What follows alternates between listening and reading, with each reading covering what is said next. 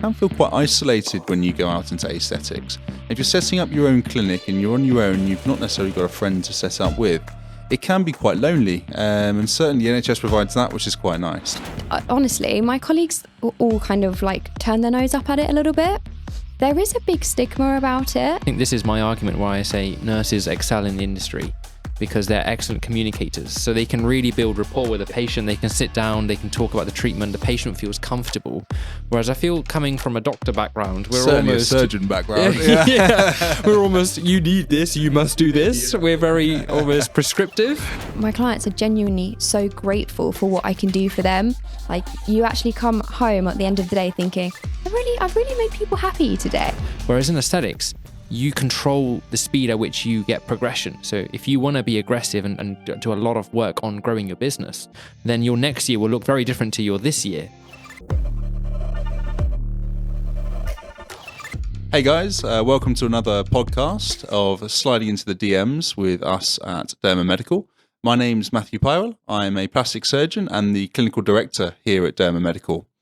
You all know Dr. Amrit Tiara, who is our CEO of Derma Medical, and I'd like to introduce you to Natalie Smith, who is our guest today. Natalie, tell me a little bit about yourself. Hi guys, thank you for having me on the podcast. Really excited to be here.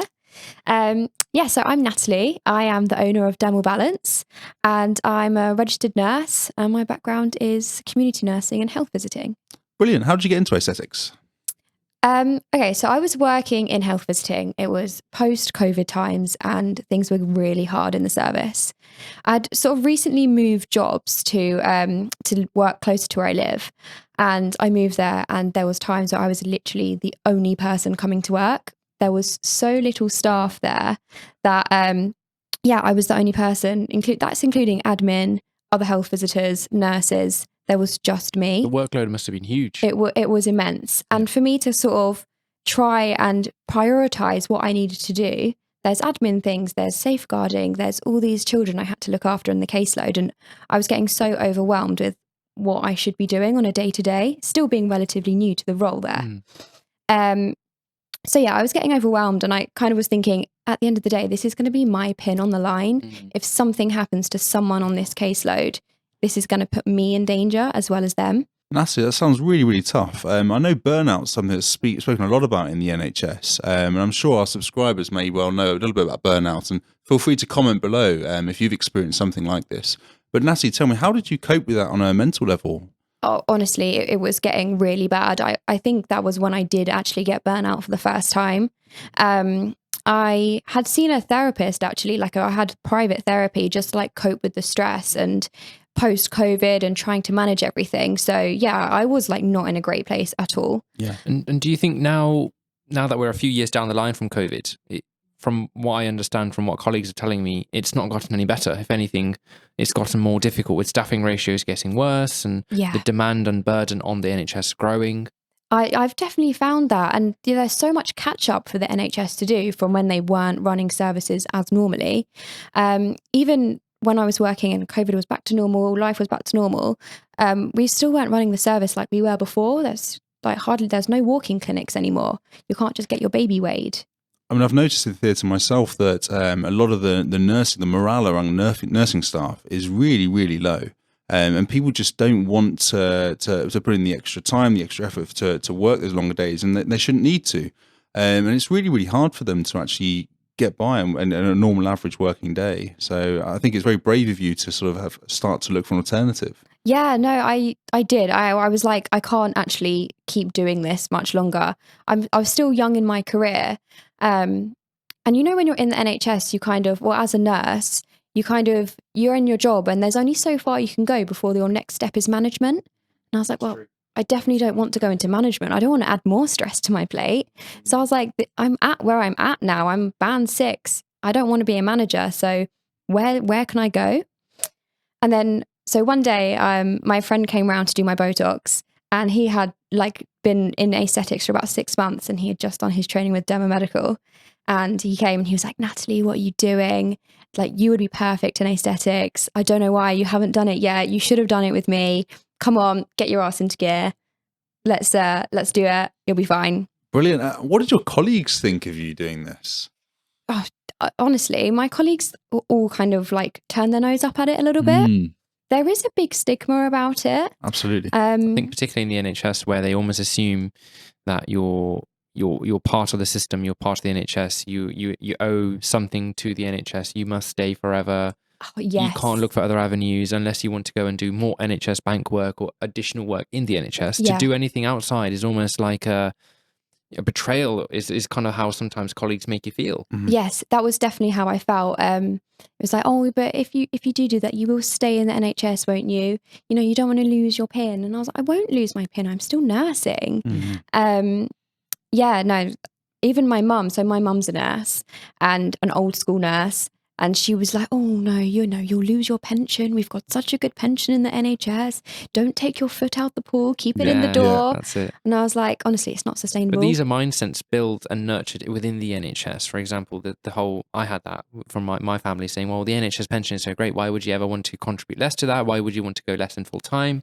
But it's not just about the financial availability that the NHS provides, because that's no longer there from what it used to be from days when your mum was in her prime. Exactly. That's changed significantly. And aesthetics very much gives you variety to your working day. So where you might be facing incredible pressures from a clinical perspective, aesthetics gives you the artistic side, it gives you the flexibility, it also gives you the financial security that sometimes the NHS can't always give you. This is it, yeah. I think certainly if people feel frustrated in their job, and something like aesthetics to run along the sides, a really nice venting for that. So you can actually get out there, you can treat patients how you want to treat them and not necessarily be limited by what the NHS tells you to do. Honestly, that's how I felt. There was, in my job at the time, there were so many people where I found that I was saying, I'm really sorry, I don't have enough time to see you. You're going to have to go. Yeah. Or even though it's well within my skill set, I was saying, I'm really sorry, I'm not allowed to do that. You're going to have to go and see your GP. Yeah. There was so many limits to my work that I was like, I actually don't feel like I'm helping people anymore. Yeah. Like a lot of people were leaving me feeling more frustrated because they couldn't get what they needed from me. Yeah. Whereas in aesthetics, my clients are genuinely so grateful for what I can do for them. Yeah. You actually come home at the end of the day thinking, I've really made people happy today. Yeah. And I think that's a side many NHS practitioners and employees don't really see, because they almost see it as a business. They don't see it as a healthcare avenue, which it is, because most patients that come to see you in clinic, and I think this is the same even in plastic surgery, Matt, they kind of come with more than just a visual or a cosmetic issue. It goes much deeper than that, and it impacts them in all avenues of their life. Yeah. And it can then lead to them feeling less confident about themselves and more insecure, as well as, impacting the ability to socialize and do many things. Absolutely. I mean, I can tell you about a case I treated a couple of weeks ago. This is a case of a guy who had a stroke, and he had a drooling from the corner of his mouth for around 5 to 6 years. Oh, wow. He'd had multiple treatments on the NHS, none of which had worked. He came to me in a little bit of DAO Botox with a bit of a corner mouth filler, and he didn't draw for the first time. Oh, amazing. Which is absolutely brilliant. That's and I think, amazing. So for him, that's a life-changing treatment. I'm sure there's a lot more stories that you all have out there, so please do comment on it below and let us know your story. But also, don't forget to like and subscribe to us at Derma Medical. So Natalie, tell us about your journey then into aesthetics. How did it go? So you went from your friend recommending you to come and train, or to get into the industry. How did you then take that step? Because it's a big step. I know there's a lot of people, I get messages on Instagram daily saying, I'm a nurse, or I'm a pharmacist, or I'm a doctor or dentist in the NHS or outside, and I want to get into the industry. Where do I start? It's that first hurdle. Yeah. I think I was at a point of desperation where I didn't think that far forward. I was like, I'm doing it. Okay. I'm doing it. You made your mind up. I had made my mind up. I was like, this is what I want to do. And I said my mom was a nurse, and she actually did her aesthetics training like many years ago. So it was always something in the back of my mind, like, I'll do it one day, I will do it one day. And that was the day. And I just booked the course. Okay. I booked my Derma Medical course. And then, so I after my training, which was great. Can I ask who your trainer was? Do you remember? Yeah, I got Dr. Zach. Oh, fantastic. The OG. Yeah. I got really lucky. Yeah, that's really good. Yeah, it was great. It was a really good couple of days. So I had done it and I was like, right, I'm ready. But then So there's 2 days with a foundation advanced course. Yeah. Okay. Wow. And then that was when I suddenly realized, like, oh, okay, what do I do now? Like, I've got learning the skills is one thing, is then implementing and applying them to actually getting going, isn't it? Exactly. Yeah. I think a lot of our students say the same thing. And Yeah. a lot of people don't know how to get those first 10 patients. Yes. Once you've got those 10 patients and you've got some before and afters and you've got a pool of patients to refer you other patients. Yes. And you're It confident gets going easier. solo. And you're isn't confident it? going solo. Yeah. How did you get your first 10 patients, Natalie? So my first 10 patients were friends and family, thankfully. Yeah. So my boyfriend let me do his Botox. My cousin. Did he let you or did you make it? No, he let me. He was like, absolutely, like, I want to get rid of these wrinkles.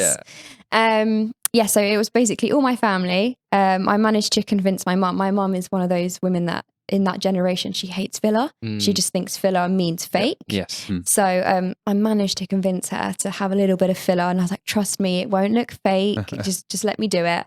It looked great." So yeah, friends and family initially, and then I was lucky that I had a couple of people in my circle who already were in aesthetics. So for my first few patients, I was so nervous to inject by myself that I managed to get them to come with me To watch. to watch. And just to be like, yes, you're doing that right. Yeah, that was a good and technique. it was more of a safety blanket, would you say, isn't it? It's not like they told you to do anything dramatically different to what you would have learnt anyway. Exactly. No, I was like, we the first one I ever did, like the first lip filler I ever did, I had my nurse friend there who had been doing aesthetics, and she was like, right, talk me through how you're going to inject. And I said exactly what I would do. She's like, that's exactly what I would do. So just do it. Yeah. And I did. And it looked great. Yeah. And even today, I think it's one of my best ones. Maybe it's because I was like so careful. But yeah, no, it turned out well. And I was like, okay, maybe I am quite good at this. Maybe this will be fine. Yeah. And it was. The foundation course is our most popular course here at Derma Medical, and for good reason. It is the best way to start your aesthetic journey, as it will teach you everything you need to know to get started in the industry. Our foundation course is split into two key components, the morning lectures and the afternoon clinic. The morning lectures will include information on many things, including the consultation process, consent, dealing with difficult clients, how to open a business, and the theory behind administering high-quality anti-wrinkle and dermal filler treatments. The afternoon session will run like a real-life clinic. You will be able to perform the treatments you have learned on live models under the guidance of our highly experienced trainers.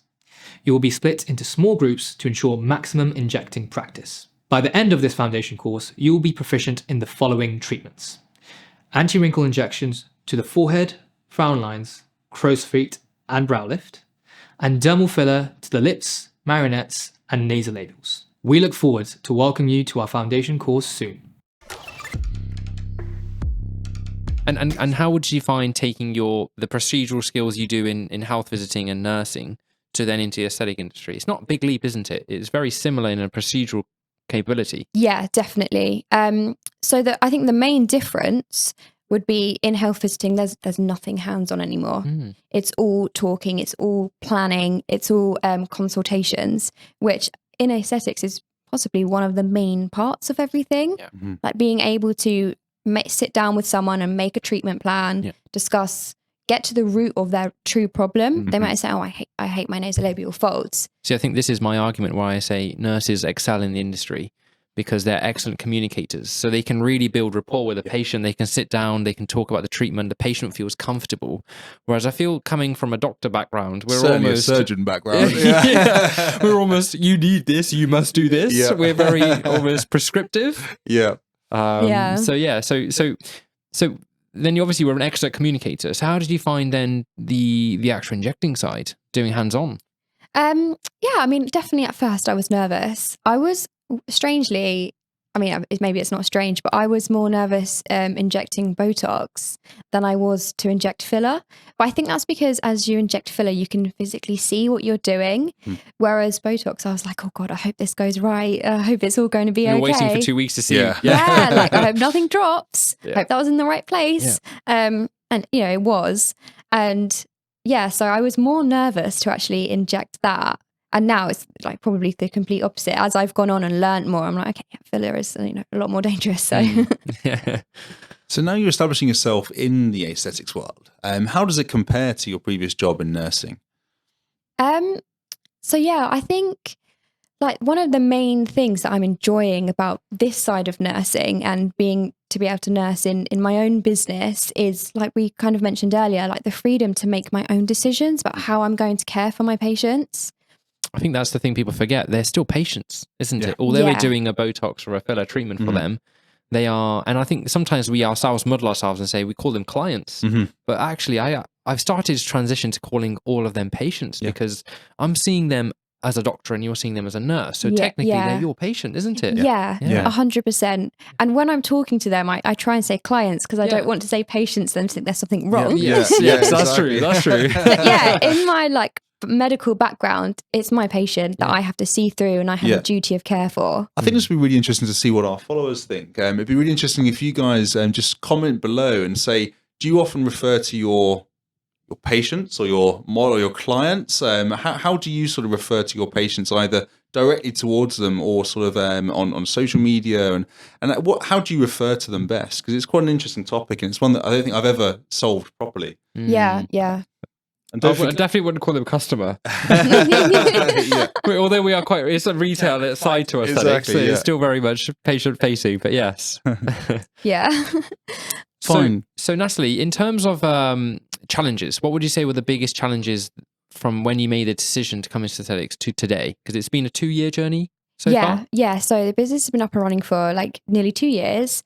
And there's definitely been some challenges. Firstly, I would say when the initial getting your foot off the ground and figuring out like the logistics of how you're going to practice, because now it's down to you. You don't have an employer to fall back on. You need to make sure your consent forms are going to protect you and that your patients, your clients, are clear on what you're going to do and they understand everything, and that's 100% your responsibility now.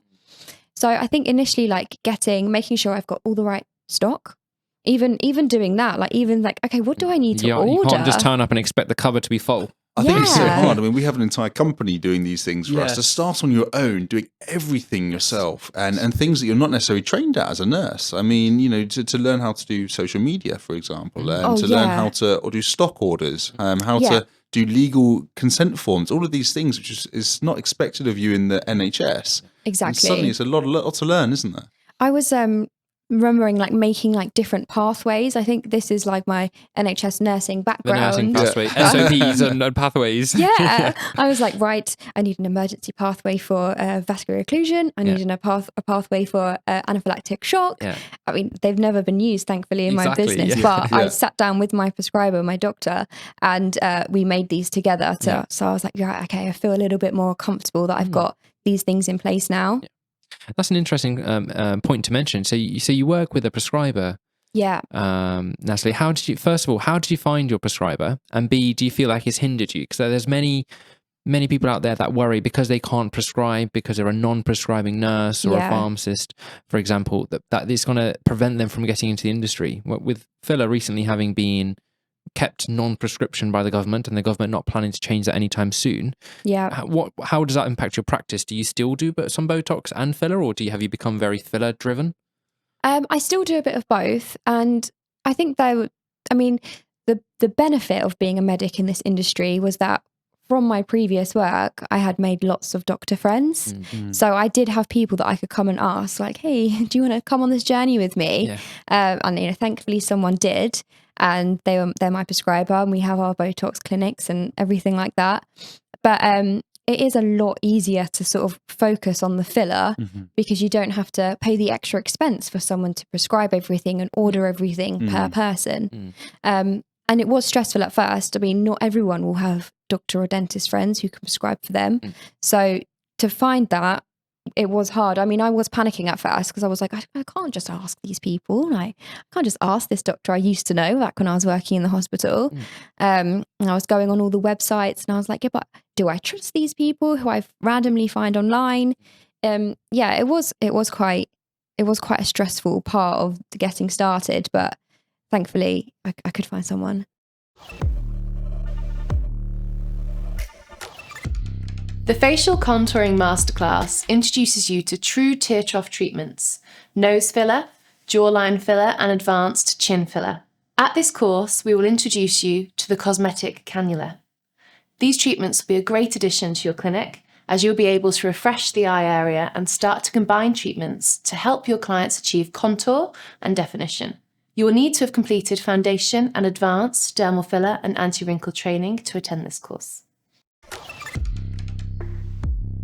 It's interesting you talking about this, because one of the things I think our subscribers would like to hear, and one thing I think we don't talk about a lot, is the money. Okay, because we don't get into aesthetics just for the money, but it is one of those reasons that you think potentially not a salary in the NHS is sufficient to live on, particularly in London. Oh yeah, 100%. As we were saying earlier, sort of living in London costs you over 7 figures in order to buy a house. Yeah, exactly. You certainly can't get an NHS salary, nursing or doctor-wise. Absolutely. So tell me, how's your earnings comparing to the aesthetic industry compared to the NHS? Yeah, it's definitely giving me like a lot more financial freedom. Obviously, being a relatively new business in the industry, it is expensive to get yourself started. Yeah. Like, this is not a cheap industry to work in. You're investing in yourself from a training perspective. Absolutely. Although insurance isn't as expensive as many people worry about. It's only £400-500 for the year, which is essentially 1 or 2 patients and you make your insurance money back. But I think it's heavily the training and the setup, which people underestimate. And you want to do, there's so much training that you want to do. Like, your initial training is amazing, but then you want to go on and you think, I need more. And master it and perfect it and become an expert. Exactly. I need to like up my level now. I've been doing this for, a few months now. I'm ready for the next stage. I'm ready to add more areas to my list. So yeah, there's so much expensive training. The stock itself is expensive. So it is a huge investment in the beginning, but it is also a lucrative business to be in. So it does sort of work itself out in the end, but it does take a while, especially for me starting from on my own from scratch. It does take a while for you to start seeing profits. So have you gone out and bought yourself a nice present to treat yourself entering this industry? I don't know what. That smiles at it all. I'm trying to think. I mean, we did thankfully through this business, like, we were lucky enough to get our garden completely done. Oh, lovely. So yeah, because I've been living in my now house for like 3 years.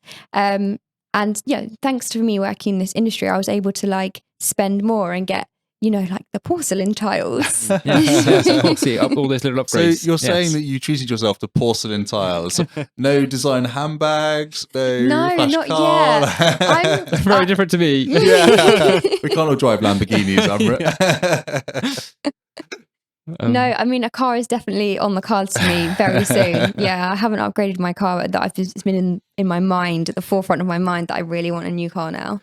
So tell us, Natalie, so you're 2 years in, you came into the industry because you were overworked, facing burnout, you weren't enjoying your job that you'd gone into, it just wasn't giving you the satisfaction or the reward because you couldn't deliver the quality of the care that you wanted, and you were worried about maintaining your PIN and protecting yourself for a long-term financial perspective as well.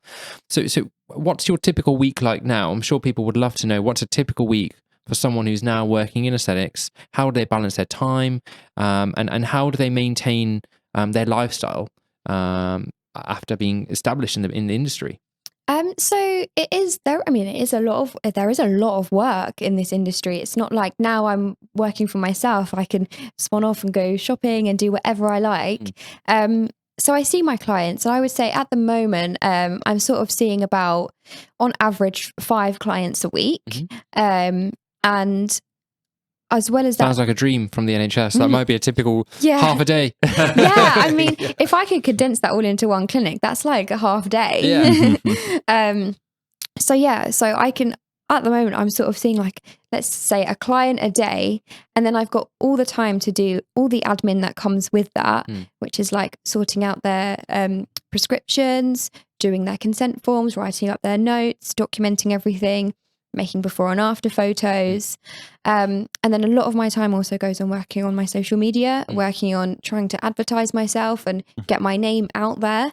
So, that takes up a lot of time, planning, actually making things, making different types of content. That's a big... That's a very good point to mention, Natalie, because a lot of people, when we're working a 9 to 5 or a fixed employment job, we're used to then knowing we're going to do this pattern of work for the next however many years. It doesn't really change unless you get a promotion or you go up a band or you go into management or other areas. And I think from a doctor perspective, it's only really when we change a trust or we go up a grade in training or get a consultant post CCT, that's when we see a change in our job role. Whereas in aesthetics, you control the speed at which you get progression. So if you want to be aggressive and do a lot of work on growing your business, then your next year will look very different to your this year. And you can stay at 5 patients a week if you want to, or you can go to 50 patients a week. And it's very much your choice how quickly you get there and how much hours and energy you put into it. You're not going to be competing with various other applicants and interviews for your one position. Yeah. You are your boss and you are in control of your future completely. This is it. I do think that going into this industry has made me unlock a whole new work ethic for myself, because even though it's, you can work on your own time, I have to do this. I have to make my own living now. If I decide, okay, well, I'm going to take today off and go shopping, I have to make up that time on the weekend to run a business. Handbag. Yeah. Exactly. If I want to design a handbag, then I have to put the time in. You get out as much as you put in. Yeah. So you really you do have to work hard. Yeah. Do you balance it with any NHS work still, just to keep your skills up? Because it's a worry. I particularly worried, and I've been out the NHS now for about 14, 15 months. And I still sometimes wake up at night and think, I wonder if I could still do a central line, or I wonder if I could do a safe induction for a really poorly patient going for a laparotomy.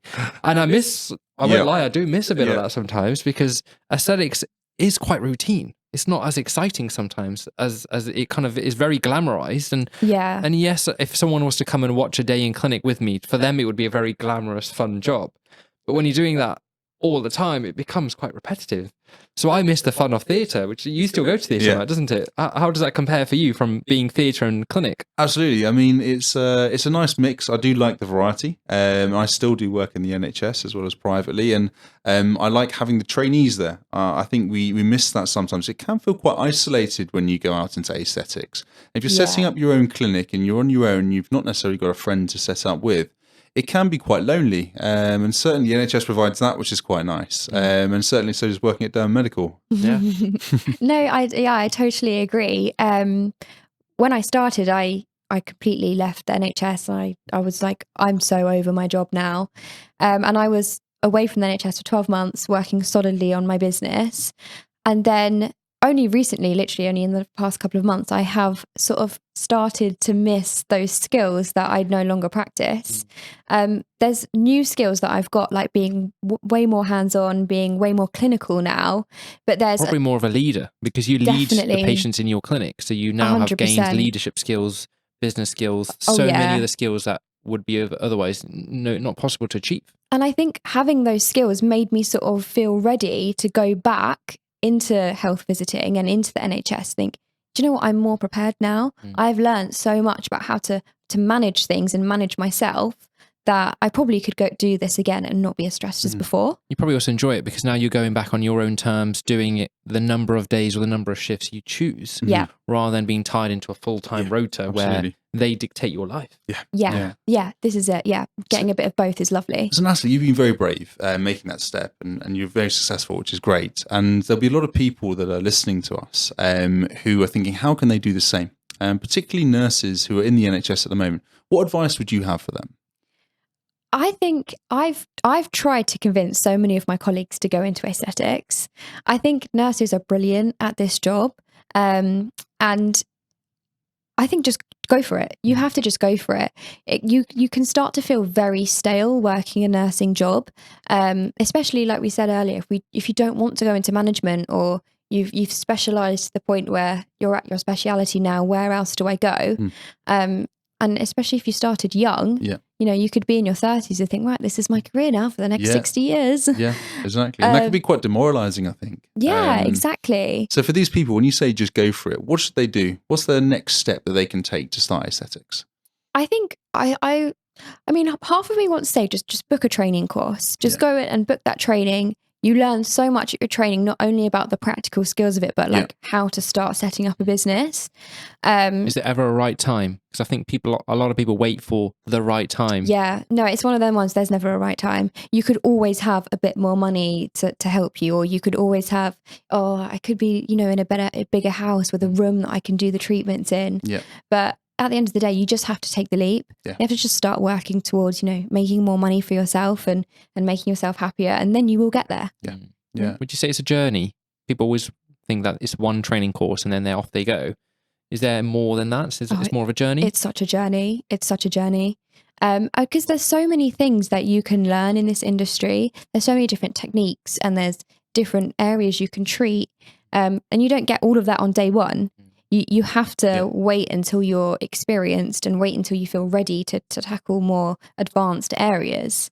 Natalie, it's been a real pleasure talking to you today. And I know we're coming to the end of our time slot, but I wanted to ask one final question, if that's okay. Yeah, please. If you could only treat one area of the face for the rest of your life, what would it be? Okay, so that's really tough. How about if you narrow it down? Botox or filler? If you had to choose one or the other to be able to do. Oh, that is okay. I'd probably go filler. Okay. I think, because you can do a lot with filler. You can do a lot of different things. Like if you need to add definition, there's that. Or if you're replacing lost volume, there's that. If you need to add hydration, there's that. So I think it's quite versatile in what you need to do. Although I do love Botox and it is so effective. So what you're saying is you wouldn't give up anything. You love it. It would be so hard. It would be so hard to make that choice. But yeah, I'm going to go with filler if I had to. Brilliant. Okay. Before we wrap up then, Matt, I actually wanted to follow up on that question with yourself, because you've been a senior trainer and clinical director now for a number of years, and you've been through the journey that Natalie's been through, as have I. So we really know what people at home watching would be thinking.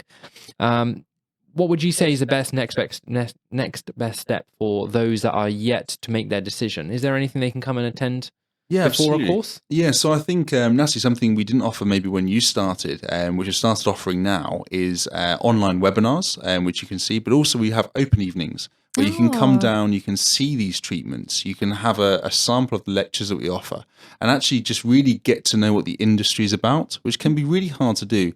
And the best thing about it is these are free for you to come down and explore. That's fantastic. So we'd really recommend to anyone who's free and available and wants to come down to join us for one of our open evenings, please follow us below and hit us up in the comments and we'll get back to you. Thank you very much, Natalie, for coming and joining us. It's been a real pleasure to have you on the show. Thank you, guys. Honestly, it's been my pleasure to be here. I really appreciate you having me on. Thank you so much. Fantastic. And thank you all for listening. I've been Matthew Pyrwell, your host, and this has been Amrit Tiara, your co-host.